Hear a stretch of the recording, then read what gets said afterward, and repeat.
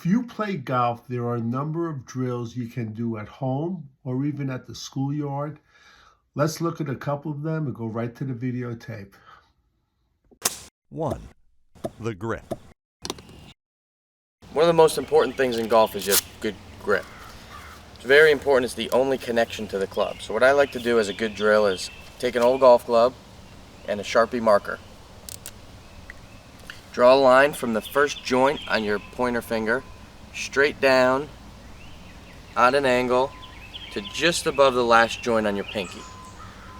Another 1/4 of an inch or so below it, draw a line parallel. Now we've got a line that shows us where we want the club to lay in our left hand grip. Just like that, close, and you know your hand's on the club perfectly with your left hand. With the club in this position, the club is secure and there's no slipping or repositioning. The hands will work together as one unit.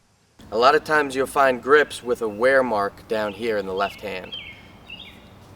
If you're one of those people and you see that you have a wear mark down here in your left hand, this will be a perfect drill to get the club more in your fingertips. This is a very powerful position.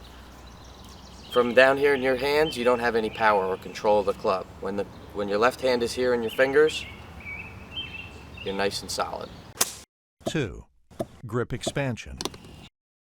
After drawing 2 lines on an old glove and resting the club in between the 2 parallel lines, the next thing to look for is if your thumb and index fingers form a V shape when gripping the club. The V shape is important because it's a great visual reminder for the golfer to set up directly over the ball. This V in your left hand should be pointing at your left shoulder. Next, there should be a V formed with your right hand. The V formed by the thumb and index finger in the right hand should be pointing at your right ear. There are 2 schools of thought when it comes to how the 2 hands interact when gripping the club.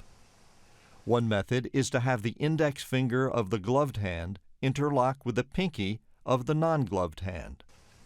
The second method is to rest the index finger of the gloved hand over the pinky of the non-gloved hand. Golfers should use whichever method makes them more comfortable.